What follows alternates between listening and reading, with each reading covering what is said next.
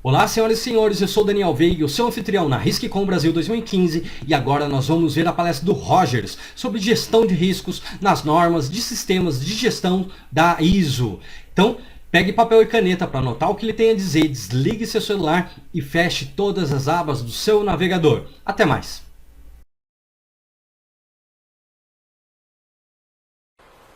Olá, sou o Rogers, diretor da Terça Birro de Projetos. Atuamos há 6 anos com o PMO, que fornece metodologias, técnicas, métodos de controle e medição de indicadores de desempenho voltados a facilitar nossos clientes a atingirem os resultados esperados dentro dos seus projetos, programas e portfólios de engenharia. Atuamos em diversos segmentos, desde o automotivo, também o setor de energia e o petroquímico. Nas paradas de manutenção, auxiliamos os nossos clientes na tomada de decisão dentro dos processos de planejamento, execução, monitoramento e controle, dentro da nossa expertise, que é o gerenciamento de riscos. Estamos prontos para ajudar a sua organização a implementar o sistema de gestão de riscos de modo estruturado e sistemático, bem como ajudá-los a compreender as diversas implicações que a gestão de riscos terá sobre a implantação de outros sistemas de gestão, como a novíssima ISO 9001, versão 2015, o seu anexo SL, que visa integrar os outros sistemas de gestão, como também a ISO 14001 de 2015, recém-publicada, e a futura ISO 45001, que será publicada em 2016 e que versa sobre sistemas de gestão de segurança e saúde ocupacional. Pessoal, ao final da nossa palestra, nós teremos uma noção geral de como a gestão de riscos pode influenciar a implantação das normas que eu acabei de mencionar agora há pouco. Pode parecer bobagem, mas há diversos conceitos que precisam ser melhor esclarecidos para facilitar a compreensão da implantação dessas normas, né, como a gestão de qualidade, gestão ambiental e a futura gestão de segurança e saúde ocupacional.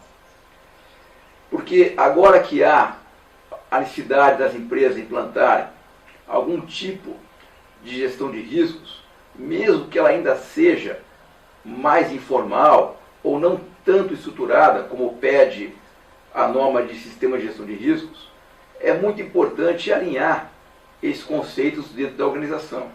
Tá? O que é risco? O que é pensamento baseado em risco? O que é a própria gestão de riscos? Como é que ela deve ser conduzida? Não são apenas perguntas procedurais. As respostas têm consequências imediatas sobre os resultados que a empresa irá colher mais adiante. Um planejamento mal feito pode colocar tudo a perder. Tudo depende de como a alta direção irá abraçar a gestão de riscos. Como é que ela irá alinhar os conceitos, alinhar os processos e principalmente as tomadas de decisão dentro da própria organização. É muito comum que haja dentro da organização diversos pontos de vista diferentes que acabam concorrendo um contra o outro.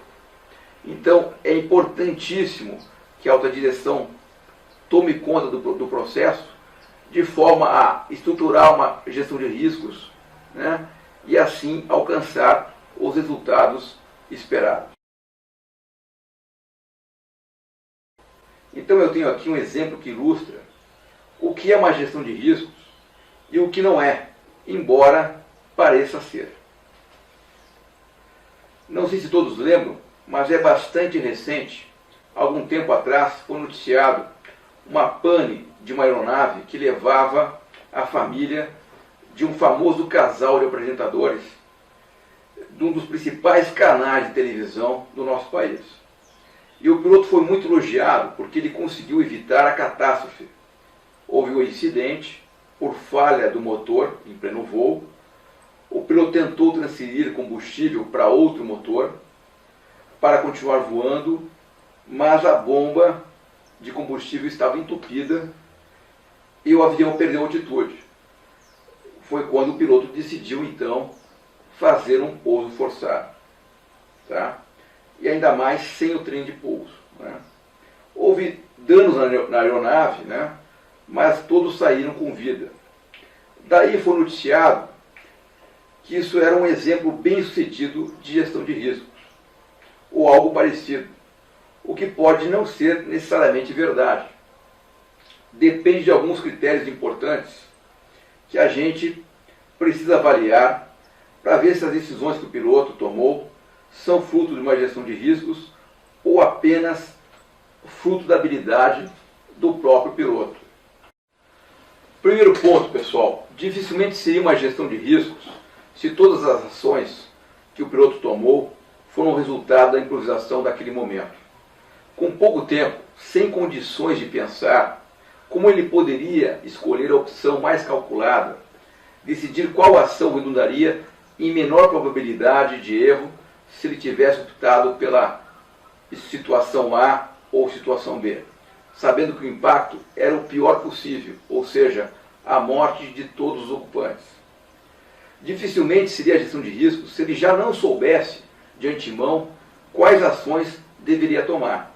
Ele, como dono do risco, uma pessoa que tinha todo o poder de decisão, deveria saber já o que fazer. O mais intrigante, já que nós estamos falando de gestão de riscos, por que chegou a ocorrer uma pane mecânica no motor ou, na pior situação, uma falha de um dos motores? Então, por que o outro não foi rapidamente acionado? Só havia uma bomba de combustível, né? E essa falhou. E ela era a mesma para ambos os motores. Por que não havia redundância para essa bomba? Então, essas respostas, elas precisam ser respondidas por uma gestão de risco eficaz. A verdadeira gestão de riscos previne os riscos de fato, evita, elimina ou reduz também os riscos. Também há outras respostas possíveis ao risco, mas o principal é que você evite que o risco aconteça. Você não vai permitir que aconteça para depois dizer que tomou algum tipo de ação.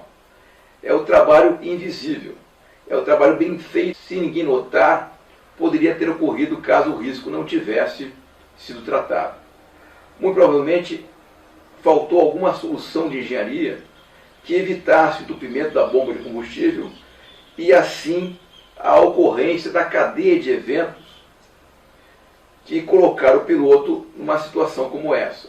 É claro, existem situações que acontecem o imprevisível, falhas de baixíssima frequência ou probabilidade, nas quais o piloto não foi treinado, mas que geralmente a maioria das falhas são identificadas e tratadas.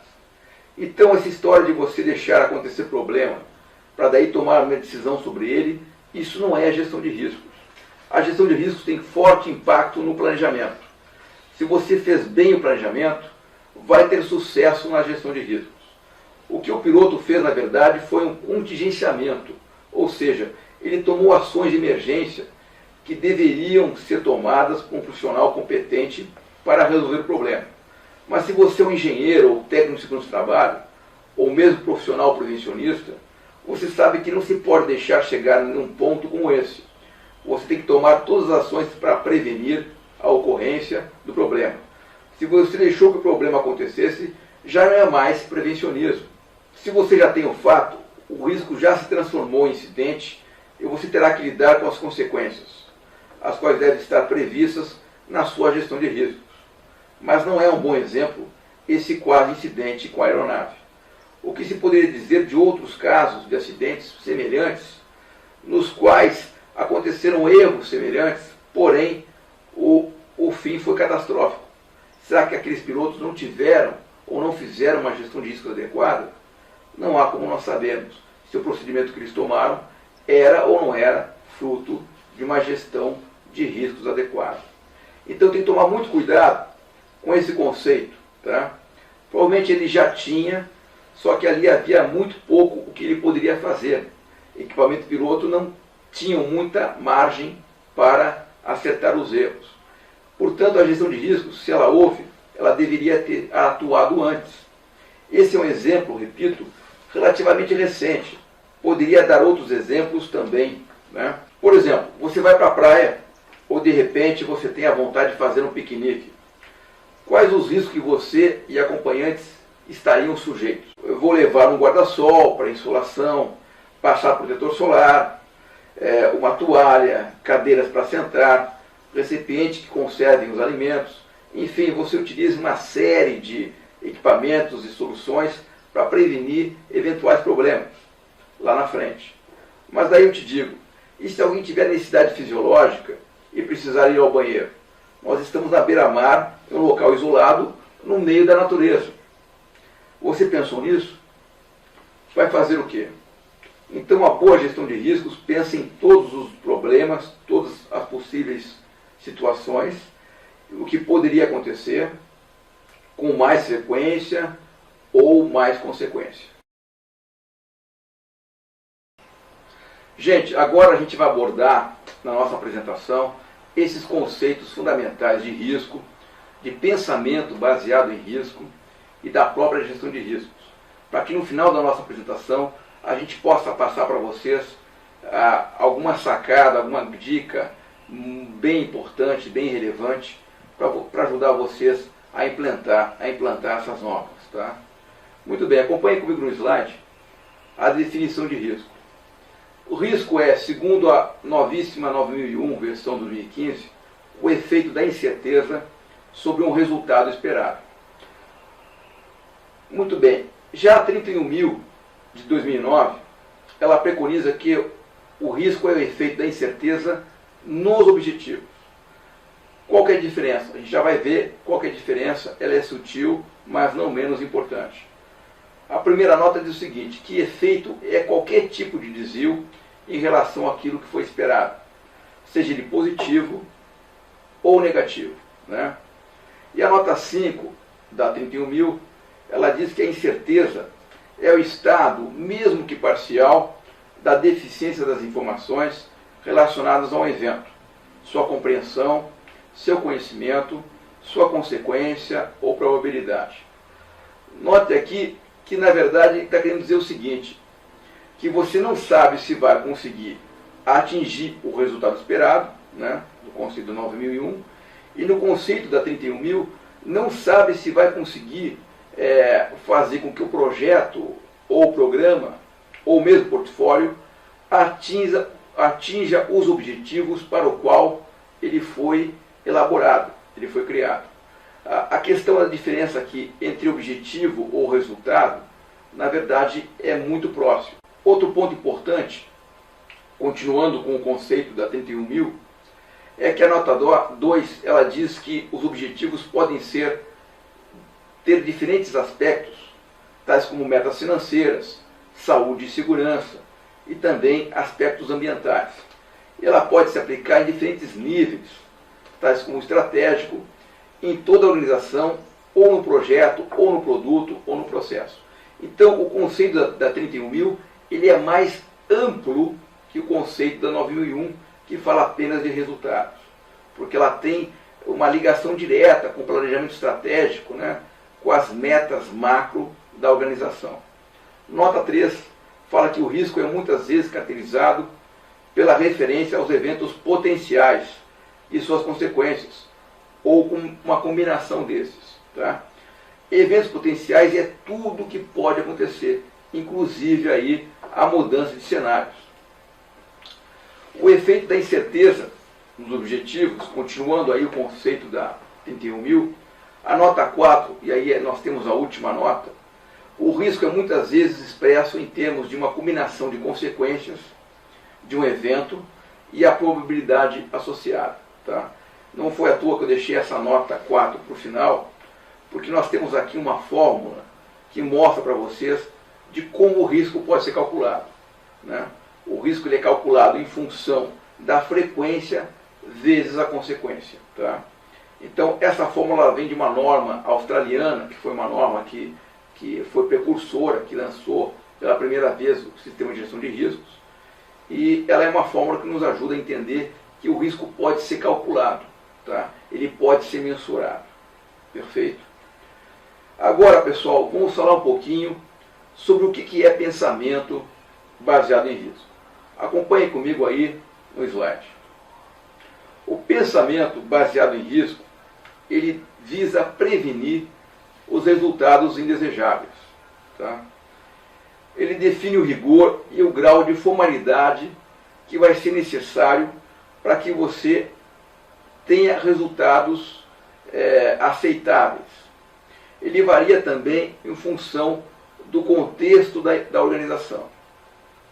Então eu quero evitar que eu não tenha qualquer tipo de desvio nos resultados da minha organização ou do meu sistema de gestão. Eu quero definir se eu vou ter mais formalidade ou menos formalidade, ou seja, que tipo de ações de gestão de risco eu preciso implantar, ainda que sejam mais informais. Porque dependendo do tipo da minha empresa, da escala, né, do porte da empresa, eu não preciso ter uma gestão de riscos tão formal como, por exemplo, eu posso entender do sistema de gestão de riscos, preconizado pela 31000. Porém, a 31000 ela serve para qualquer tipo de empresa, mesmo que seja uma pequena empresa e que tenha poucas operações. Então, depende muito dos processos com maior complexidade. Então, esses processos realmente vão ter maior formalidade, é natural. Ela é qualitativa, tá? Mas alguns processos podem requerer soluções semi-quantitativas ou soluções quantitativas, tá? O foco aqui é o impacto sobre os resultados do processo. Então, deixar isso bastante claro. E vamos tentar entender, nessa próxima figura, o que é um processo. Aqui, nessa transparência, a gente vê claramente o processo na forma de um PDCA. Você tem aqui as etapas de planejamento, de execução, de verificação e de ação, né? Então, o processo ele está representado aqui por um retângulo em vermelho, que é a execução do processo. E você tem imediatamente anterior o processo que é precedente, e ele serve como entrada para o processo atual. E depois, como saída, as saídas desse processo atual, elas vão ser entradas do processo posterior, o que é muito natural. Qual que é a ideia do pensamento baseado em risco? O que realmente faz diferença aqui na versão da norma ISO 9001, né, versão 2015, o que ela deseja que a gente entenda com relação ao pensamento baseado em risco. Eu vou executar o processo. Muito bem, executei o processo, aí eu verifico, né, acompanhe comigo na caixinha amarela, eu vou verificar o desempenho. Muito bem, verifiquei o desempenho. Na fase seguinte, ali a caixinha verde, eu vou incluir melhorias, caso seja necessário. E, finalmente, na azul, eu vou replanejar o processo em função do risco, ou em função de dado risco, determinado risco que, de repente, eu não havia previsto antes. Mas, geralmente, nós fazemos isso numa única etapa, que visa identificar os riscos. Então, como aqui não se está se falando em gestão de risco estruturada, né, ou tão formal quanto preconiza a 31000, o nosso objetivo aqui é que nesse planejamento você consiga retirar do processo, eliminar do processo eventuais riscos que possam acontecer. Porque senão, quando você executar, você vai acabar passando esse risco para frente, para outros processos, ou então para o processo como um todo da empresa. Então é muito importante que esse loop aconteça, tá?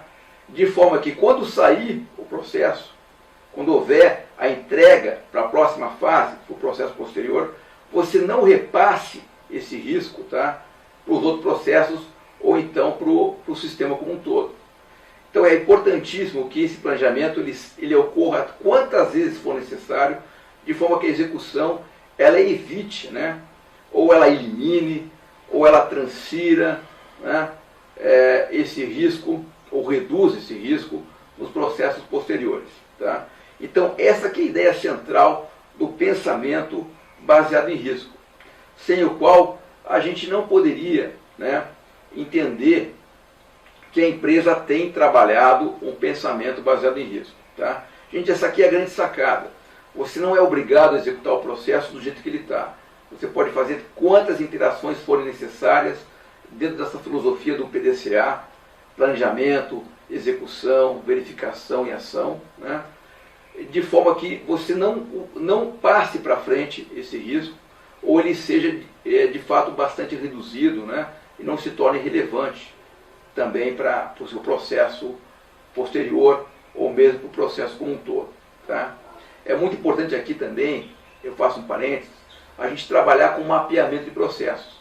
O mapeamento de processos, através de diversas técnicas, né, que existem, como o BPM, por exemplo, elas podem te ajudar a entender quais processos são relevantes e quais não são relevantes.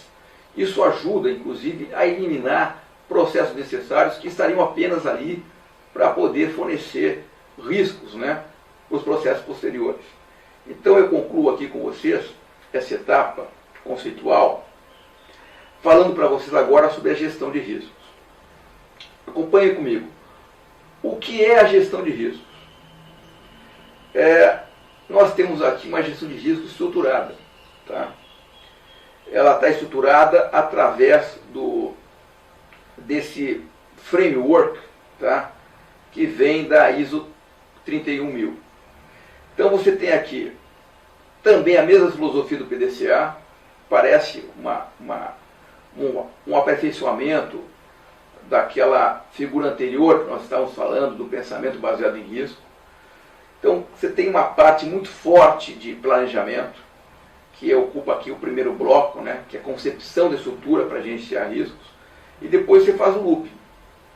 Você vai executar complementação da gestão de riscos, né, vai monitorar, quer dizer, a verificação aí, você vai monitorar e fazer uma análise crítica da estrutura, e finalmente você vai fazer a melhoria contínua da estrutura, que seria a ação, tá?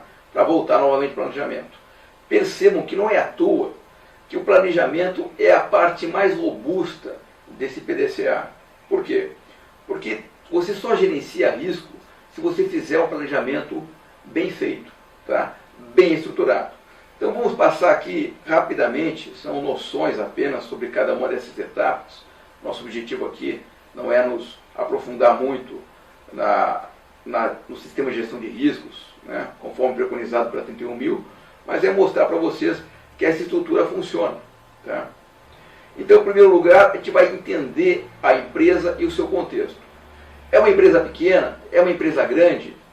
Atua em qual segmento? Né? Quais são os fatores externos que afetam diretamente essa empresa? Quais são as condições socioeconômicas? A economia vai bem? Né? Há problemas de governança corporativa, mesmo que não seja dentro da empresa, mas nos seus principais clientes, partes interessadas, né? Há problema de corrupção, por exemplo. Então isso entra, sim, como um fator externo, né? Que pode afetar o cenário no qual a empresa está submetida. Por exemplo, questões de competitividade são muito consideradas aqui. Então você precisa, sim, entender claramente qual que é o contexto, quais são os fatores externos a qual a empresa está inserida. Bem como também os fatores internos. Qual que é a cultura da empresa? Né? Como é que a empresa mede a sua performance? Como é que ela faz a melhoria contínua? Né? A cultura organizacional ela é mais propensa a aceitar riscos? Ela tem maior aceitação, maior tolerância aos riscos ou não? Né? Ou ela é mais avessa, ela é mais refratária? Tudo isso vai influenciar diretamente o quê? A justamente estabelecer a política de gestão de riscos. É aqui que a alta direção vai fazer o alinhamento entre as diversas partes interessadas. Isso não estamos só falando de clientes, tá? Hoje em dia se fala de cliente interno, quer dizer, não se fala mais de cliente interno ou cliente externo, né? São partes interessadas relevantes. Então você precisa fazer esse alinhamento para que você consiga atingir depois uma política de gestão de riscos que possa ser implantada em toda a estrutura da empresa. Daqui vão nascer a responsabilidade, tá? Porque você vai precisar, sim, nos diversos pontos da estrutura, desde a alta direção até a parte operacional, você vai precisar ter donos de risco. E esse pessoal tem que saber o que ele precisa fazer quando o dado cenário for alterado e aquele risco poder se tornar fato. Então, ele já vai ter feito essas reuniões prévias, vai ter já da alta direção das equipes algumas ações pré-determinadas. Então, quando ele conseguir ele ter aí na sua mão alguns gatilhos, né, alguns alarmes disparados, sinal de que o risco ele pode se tornar de fato acontecer, ele vai acabar fazendo o seguinte, ele vai acabar acionando ações que já foram previamente determinadas para combater aquele risco, para mitigar ou para evitar, ou então para reduzir a sua eficiência, né, ou até mesmo transferir, né, dividir o risco feito para frente. Então é importante colocar aqui para vocês que a própria resposta a risco, que a ISO 9000 comenta, que você pode dividir o risco. Na verdade, o risco nunca poderá ser totalmente dividido ou totalmente compartilhado. O que você pode é transferir o risco, mas a responsabilidade final sempre será sua. Por isso que dividir é uma alternativa, mas ela não é uma alternativa que resolve completamente o risco. Tá? Então eu vou precisar também entender como é que esse processo ele integra com outros processos organizacionais, como a gente viu na figura anterior, que existe o processo ele é saída para os próximos processos. Então aqui eu posso realmente retirar alguns processos que não são eficientes, né, que não redundam em nada, que não estão ali, na verdade, ocupando espaço e inclusive, oferecendo risco para os próximos processos. Tá? Também preciso ter recursos para poder trabalhar com isso, porque se eu não tiver recursos, como é que eu vou poder fazer um planejamento eficaz e depois a execução? E vou estabelecer mecanismos de raporte, tanto interno quanto externo, porque eu preciso comunicar as partes interessadas relevantes e também preciso informar toda a estrutura. Então, à medida que o dono do risco vai tomando ações, ele vai reportando à empresa, né, à organização interna, para que o pessoal também possa auxiliar nesse trabalho. Então, é um trabalho dinâmico que é retroalimentado. Agora, gente, a gente vai falar sobre a solução, a sacada final para a implantação desse sistema de gestão de riscos e a sua consequência direta sobre os outros sistemas de gestão. Pois bem, gente, chegamos aí a esse bloco da apresentação que vai falar para vocês como implementar um sistema de gestão de riscos simples e eficaz, do tamanho da sua necessidade para a sua empresa, para o seu negócio, e que não exige muita formalização, mas que te permite entender os principais conceitos de forma a você realizar um planejamento eficiente. Tá? Me acompanhe agora no slide que traz a folha de rosto da final draft da norma 31.000, versão 2009, que você pode assistir aí na nossa apresentação. Está passando agora na sua tela. Essa aqui é a norma de gerenciamento de riscos, de gestão de riscos. Tá? Até fazer aqui um adendo importante. Qual que é a diferença entre o termo gestão e o termo gerenciamento? Tá? A nossa língua portuguesa ela é muito rica e às vezes a gente é um pouco injustiçado com traduções do termo em inglês. Né? Então, o management ele está sendo traduzido como gestão, mas ele também pode ser traduzido como gerenciamento. A grande diferença é que o gerenciamento é um termo sempre associado a planejamento. Então, se você tem bastante ênfase no planejamento, você primeiro planeja as ações para depois efetivamente trabalhar, né, somente implantar aquilo que foi planejado, você está realizando um gerenciamento. Agora, a gestão ela é um termo genérico. Ela pode ser tanto associada também como sinônimo de gerenciamento, como ela também pode ser simplesmente uma gestão não preocupada necessariamente com aquilo que foi planejado. Como, por exemplo, ações mitigadoras, ações que são destinadas simplesmente a resolver um problema, né? Como se fosse apagar um incêndio, resolver um problema pontual, né? Só para que ele tivesse algum tipo de resolução, mas não necessariamente preocupada com todo o arcabouço de preventivo, que é importante você antecipar e você ter em vista antes de você implementar as ações propriamente ditas. Então é muito importante entender essa diferença. Nós preferimos na Terça usar o termo gerenciamento de riscos, porque a gente tem o conceito fundamental de que sem planejamento você não consegue evidenciar um gerenciamento eficaz. Ok? Então, mais uma consideração importante aqui, porque que nós estamos colocando justamente a versão final draft, né? A BNT, que aqui no Brasil representa, é signatária da ISO e publicou a norma com o nome NBR ISO 31000, ela é formada por voluntários, né? Então é importante que você seja assinante, que você seja também um membro da BNT para ter acesso às normas, tá? Elas não têm um custo gratuito. Então, inclusive, como forma de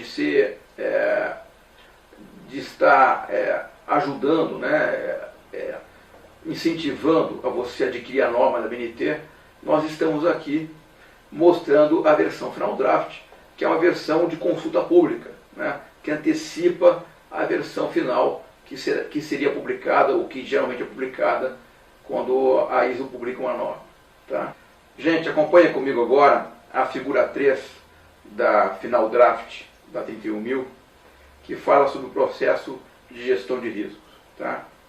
Em primeiro lugar, aqui nós temos praticamente 5 retângulos, né, que nos mostram como é que o risco precisa ser gerenciado. Tá? O coração desse processo de gerenciamento de riscos é representado por esse triângulo, esse retângulo vermelho, né, com fundo azul, que é o processo de avaliação de riscos. A gente já vai falar dele. Mas agora, preste bastante atenção no primeiro retângulo, que é o 5.3, estabelecimento do contexto. É muito importante você entender, né, e conseguir compreender bem quais são as características fundamentais da sua empresa, da sua organização. É uma empresa de pequeno, de médio ou de grande porte? Ok? Qual que é o nível de tolerância ou de aceitação ou até mesmo apetite aos riscos que essa empresa possui? Né? Como é que a alta direção lida com os riscos? Porque, de repente, existe aí uma certa tolerância, né, muito grande e até incentivada na empresa com relação a riscos determinados. Ou então, o contrário, a empresa é completamente refratária, como eu acabei de mencionar para vocês anteriormente. Então, é importante estabelecer bem o contexto, para você entender quais são os riscos que podem, de forma mais genérica, incidir sobre a organização. Tá? Essas dois retângulos laterais, né, que são tanto o lado esquerdo como o lado direito, no lado esquerdo comunicação e consultação, e monitoramento e revisão do lado direito, eles são importantes e eles acabam interagindo o tempo todo com o centro desse framework. Tá? Então observe lá, comunicação e consultação. Aqui é muito importante que o processo de gerenciamento ele seja o tempo todo, né, relacionado com as principais partes interessadas desse sistema de gestão, tanto as internas como as externas. Né? É muito importante comunicar bem o processo como um todo, para que, quando ocorrer uma mudança de cenário, o dono do risco não fique à mercê, né, ou à própria sorte. É importante que seja feito assim um follow-up, um acompanhamento dessas mudanças, desses cenários, e comunicado àquelas partes interessadas que realmente podem influenciar bastante o resultado final. Eu falo aqui de fornecedores, falo também do próprio cliente, falo de órgãos regulamentadores, né, ou que fazem algum tipo de fiscalização, a própria normalização, né, a legislação de segurança. Então, há uma série de requisitos que precisam ser preenchidos e que tem que ser bem comunicados e haver esse follow-up, né? O monitoramento e a revisão, ela está mais voltada a tudo que vai ser feito dentro do gerenciamento de riscos e como é que isso vai ser acompanhado depois. Então, por um lado, você tem algo precedente, que é a comunicação e consultação, que ela acaba acontecendo concomitantemente ao próprio gerenciamento de riscos, e por outro lado, você vai monitorar e revisar todo o processo, como a ideia daquele PDCA. Tá? Mas o principal aqui é você estabelecer o contexto. Por incrível que pareça, o tratamento de riscos aqui não é tão importante assim. Ele perde importância com relação ao que está inserido dentro do retângulo vermelho, que é justamente o processo de avaliação de riscos, que nós vamos agora esmiuçar para vocês, de forma que você consiga implantar, pelo menos tendo em mente os principais conceitos do gerenciamento de riscos. Aqui existe muita confusão, tá? Então é importante que você tenha bastante cuidado para entender, né, a diferença entre essas três etapas, que elas são interdependentes, e aqui existe uma sequência, assim: identificação de risco, 542, análise de risco, 543, e avaliação de risco, 544. Tá? Esse próximo slide agora, a gente está mostrando aqui justamente para vocês o final draft da 31.010, né, que mostra aqui as técnicas de análise de risco. Ela vai ajudar muito a você entender essas três etapas. Já vamos explicar por quê. Então, o processo de avaliação de risco ele é dividido nas três etapas de identificação, análise e avaliação. Primeiro ponto, vamos atentar à coluna da esquerda, que é a identificação. Se você ler ali, você precisa primeiro identificar, listar e registrar os riscos. É muito importante que você fique atento a identificar os riscos e criar uma lista, sem se preocupar em priorizar ou categorizar os riscos. Simplesmente crie uma lista, né? Você vai também identificar as causas e fontes de risco, ou o perigo no contexto de dano físico também vale. Tá? Não se preocupe aqui em mensurar o nível do risco ou procurar entender melhor o perigo. Isso não é necessário. Aqui você pode utilizar e deve utilizar técnicas que são sugeridas pela norma ISO 31010, né? E lá ela vai listar para você, ela vai te mostrar critérios para você poder selecionar melhor essas técnicas. Tá? Então nessa fase você vai utilizar o APR ou APP, que é Análise Preliminar de Riscos, ou Análise Preliminar de Perigos. Também pode usar o Brainstorming, né? Mais conhecido popularmente como toró de palpites, como o pessoal fala. Você pode também utilizar aqui simplesmente um checklist. Tudo isso é válido para você poder identificar as causas e registrar esses riscos. Tá? Vai ser uma lista longa, ela vai trazer todo tipo de risco possível e imaginável, sem se preocupar se ele é relevante ou não. Tá? Também se vai identificar eventos e contextos que poderiam impactar os objetivos e qual que poderia ser a natureza do impacto. Tá? Aqui é importante você trabalhar um pouquinho a ideia de cenários. Então, algumas análises qualitativas ajudam melhor a fazer esse trabalho, tá? Do que outras. Mas a ideia principal aqui é você conversar com especialistas. Você pode usar uma técnica Delphi para fazer muito bem esse trabalho. Tá? Não se preocupe em mensurar. Aqui é só a etapa de identificação de riscos. Tá? As próximas duas etapas, elas fazem toda a diferença no cerne da gestão de riscos. Tanto a análise quanto a avaliação. E aqui acontece com frequência uma certa confusão. Então fique bastante atento qual que é a grande diferença entre elas. Eu costumo dizer o seguinte, né? Quando você vai fazer, por exemplo, aplicar uma prova, né, para algum aluno ou para algum estudante, o que o professor faz? Ele primeiro cria um gabarito, certo? Até para saber quais são as respostas corretas. E depois ele vai pegar as respostas do aluno e vai comparar com o gabarito, justamente para corrigir, né, essa prova ou corrigir essa avaliação. Então, o que seria aí o gabarito? Seria essa etapa de análise. Ela que vai montar o gabarito. Tá?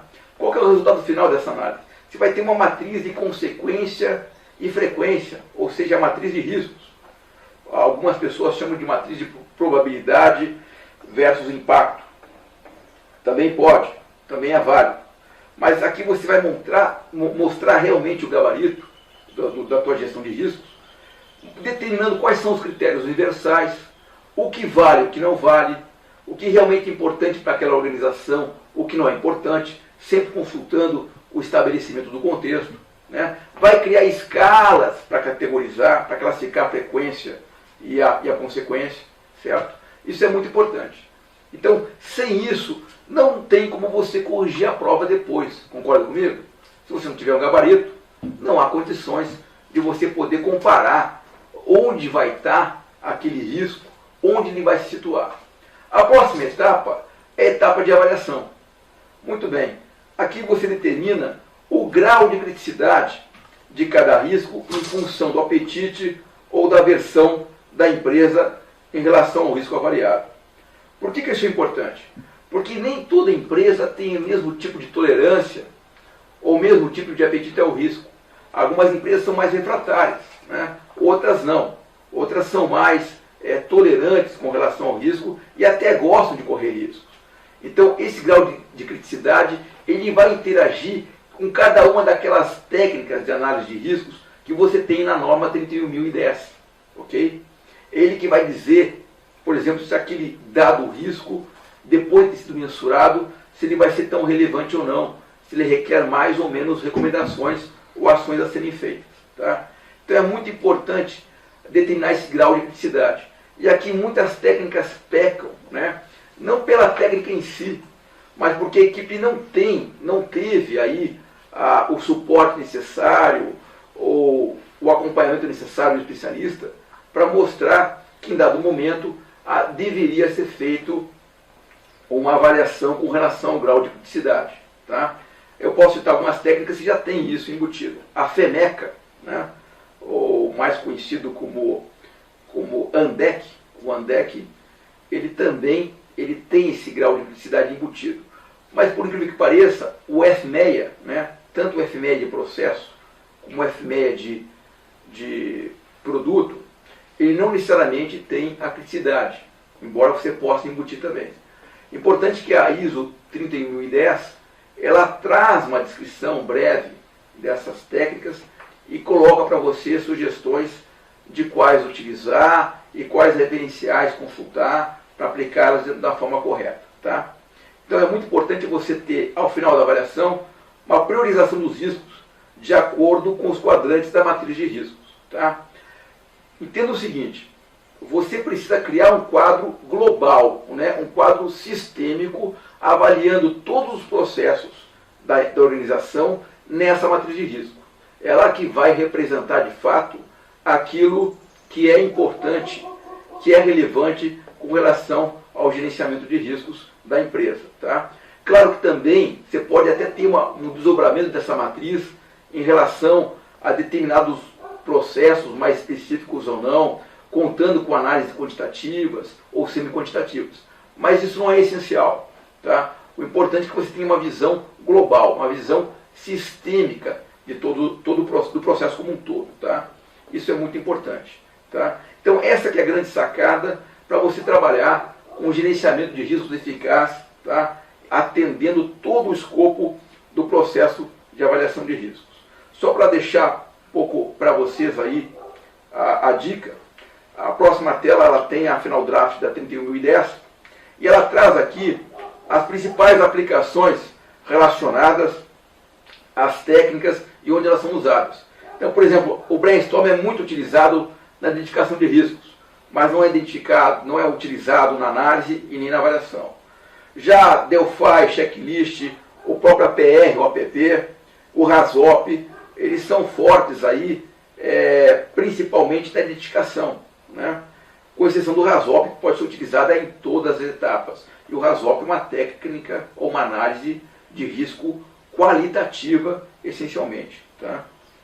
A próxima tela você tem aqui o FENEA, a análise de eventos, né? Análise de causas, árvore de decisão. Então você tem aqui as respectivas aplicações, né?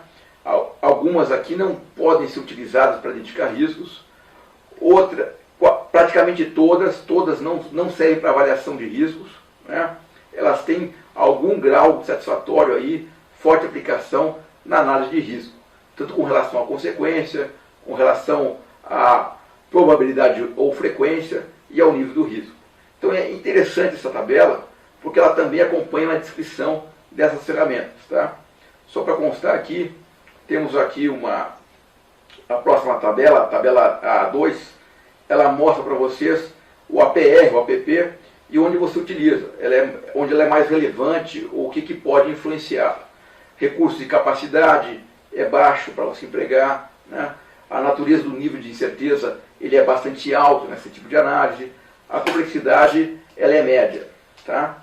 Outra coisa importante, a FEMEA e FEMECA também, né? Ambas aí estão relacionadas, elas também têm recurso e capacidade alta, média, perdão, natureza e grau de incerteza média e complexidade média para aplicar. Né? Só o RASOP que é um pouquinho mais complicadinho, que ele já tem uma natureza de grau de incerteza mais alto, né? E uma complexidade mais alta para aplicação. Então depende um pouco mais de técnica, né? Para você aplicar essa ferramenta com eficiência. Perfeito? Então, gente, é isso. Agora nós vamos às considerações finais da nossa apresentação. Pessoal, então estamos concluindo a nossa apresentação sobre a gestão de risco dentro do escopo das normas dos sistemas de gestão, que nós acabamos de falar agora há pouco. Eu queria deixar para vocês uma proposta de tarefa. Né? Se vocês puderem, ao longo do tempo livre, poder reler cada uma dessas normas, tá? Com cuidado especial e atentos a palavras-chave como assegurar, a organização deve, né? Ou a empresa deve, e principalmente voltado aos termos de riscos, né? Ou oportunidades, ou até ameaças, no caso da 45.001. Então, faça-se uma leitura cuidadosa dessas normas, né? São 4 normas no caso: a ambiental, a qualidade, segurança, saúde ocupacional e a própria gestão de riscos. E sublinhe esses termos, tá? Porque ali você vai encontrar os principais itens onde a norma explicita a gestão de riscos. Tá? Isso é muito importante. Outro aspecto importante que eu queria colocar para vocês tomem cuidado com determinadas conclusões que, porventura, as pessoas chegam a intuir com relação a alguns aspectos da norma. Eu aqui me coloco principalmente relacionado com a ISO 9001. O pessoal tem comentado aí, eu tenho escutado, que as tais medidas preventivas, né, ou as ações preventivas, elas não são mais necessárias ou obrigatórias, né, ou elas estão relacionadas diretamente ao tratamento de riscos. Como a gente viu anteriormente, tá, dentro daquele retângulo que mostrava os processos de avaliação de riscos, dentro daquele retângulo a gente percebeu que ali sim estava o coração do sistema de gestão de riscos. O tratamento de risco ele é posterior, porém as ações preventivas, quando elas existem, elas estão ali, né, naquelas 3 etapas que fazem parte do processo de avaliação de riscos, que é a identificação, a análise e a avaliação. Tá? O tratamento de risco é uma consequência. Então, afirmar que as ações preventivas elas estão apenas relacionadas ao tratamento de riscos não é verdade. É muito mais abrangente do que isso. Antecipa, né, essa fase de realmente resolver os riscos. Então, se você vai direto para o tratamento de risco, você corre o risco de ter pulado algumas etapas importantes no planejamento e ter subestimado o risco. Então, eu aconselho a vocês considerar aquele frame, né, que nós mostramos da final draft da 31.000 e atentar para aquelas 3 etapas, para aquele quadro onde eu explico para você a identificação, a análise e a avaliação. Tá? Essa é a grande sacada final para você evitar problemas. Outro ponto importante, eu gostaria muito que vocês aproveitassem, né, também as outras palestras da nossa RISC-Com 2015, organizada, muito bem organizada por sinal. Os agradecimentos ao Daniel Verge, sócio fundador da Razoper, né, nosso parceiro estratégico que tem tido o desafio, né, tem enfrentado bem o desafio de proporcionar a vocês tantos especialistas, né, e nós da TERS estamos satisfeitos em poder contribuir para vocês dentro desse evento. Então, a todos vocês, uma boa sorte, sucesso em seus projetos e em seus negócios. Obrigado.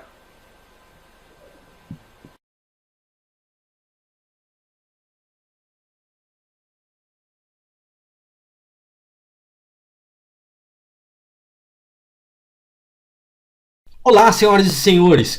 Espero que você tenha gostado de assistir essa palestra com um excelente conteúdo da RISC-Com Brasil 2015. Caso você esteja cadastrado na nossa lista, você está recebendo os horários das exibições gratuitas.